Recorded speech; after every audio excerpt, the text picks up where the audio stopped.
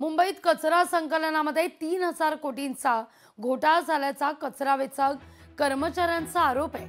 वर्षानुवर्ष ठरलेल्या 14 कंपन्यांना हे कंत्राट दिलं जातं।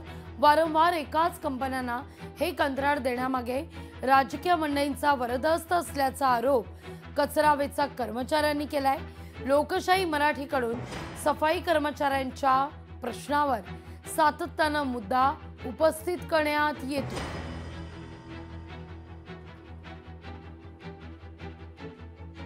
आता या सगळ्या मुद्द्यावर मात्र ही आपली मजबुरी आहे, त्यामुळे अशा धोकादायक गाड्यांमधून प्रवास करणारी लोक आपल्याला ठेवावी लागतात, असं आता अधिकाऱ्यांकडून सांगितलं जातंय। लोकशाही मराठीला या सगळ्याविषयी अधिक माहिती घेण्याकरता थेट जाऊया आपले प्रतिनिधी स्वप्नील यांच्याकडे। स्वप्नील, आपण पाहिले गेले अनेक दिवस खरं तर या मुद्द्यावर सातत्यानं आपण आवाज उठवतोय, ठिकठिकाणी जाऊन काय नेमकी परिस्थिती आहे ते आपल्या माध्यमातून तमाम महाराष्ट्रापर्यंत, मुंबईपर्यंत पोहोचवण्याचा प्रयत्न करतोय। पण काल जेव्हा या सगळ्या मुद्द्यावर भाष्य करण्यात आलं लोकशाही मराठीच्या या बातमीनंतर, तेव्हा मात्र असं भाष्य करण्यात येत आहे की आपली मजबुरी आहे, त्यामुळे अशा या गाड्यांमधून आपल्याला काम करून घ्यावं लागतंय, असं आता अधिकाऱ्यांकडून सांगितलं जातंय। ही कुठेतरी सारवासारव केली जातीये, थातुरमातुर उत्तरं दिली जात आहेत।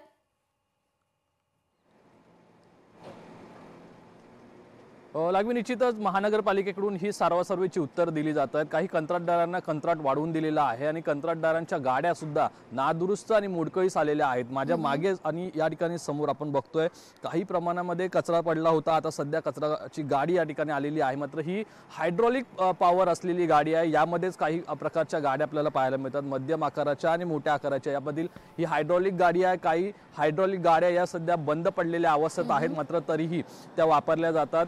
ही बऱ्यापैकी दुरुस्त आणि चांगल्या अवस्थेमध्ये आपल्याला गाडी पाहायला मिळते। मात्र कचरा उचलण्यासाठी हायड्रोलिक जो पॉवरनी गाडीचा वापर होतोय तो काही गाड्यांमध्ये तुटलेला आहे। काही गाड्या या क्षतिग्रस्त झालेल्या आहेत, मोडकळीस आलेल्या आहेत, मात्र त्याच गाड्या पुन्हा वापराव्या लागतात असं महानगरपालिकेच्या अधिकाऱ्यांकडून उत्तर दिलं गेलेलं आहे। कारण नवीन कंत्राट हे देण्यात आलेलं नाहीये आणि ज्या जुन्या गाड्या आहेत त्याच गाड्या वापरण्यात येतात, कारण कंत्राटदार नवीन गाड्या घेत नाहीत आणि ज्या मोडकळीस आलेल्या गाड्या आहेत, ज्यांचे पत्रे तुटलेले आहेत, त्या पत्र्यांच्यामुळे कुठेतरी कर्मचाऱ्यांना इजा होत असते। कंत्राटदारांकडून या कर्मचाऱ्यांना जे सुरक्षेसाठी जे काही उपकरणं द्यायची असतात ती सुद्धा काही प्रमाणात दिली जातात, काही प्रमाणात दिली जात नाहीत। मग ते सॉक्स असतील किंवा मोजे असतील, हातमोजे असतील, बूट असतील, अशा प्रकारची जी सुविधा असते ती सुद्धा पुरवली जात नाही। मात्र याच अवस्थेमध्ये या कर्मचाऱ्यांना काम करावं लागतं। एकीकडे गाड्यांची अवस्था बिकट आहे, त्याच गाड्यांमधून कर्मचारी चालक असतील हे काम करत असतात। खरं तर मुंबई साफ करण्याचं काम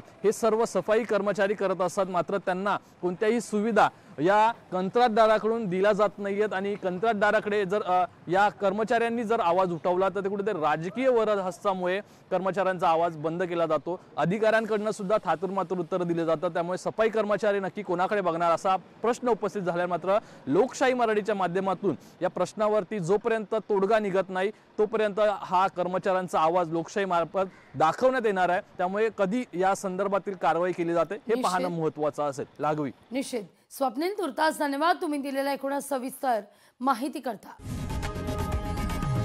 लोकशाही मराठी ऐका, पहा, जागरूक रहा।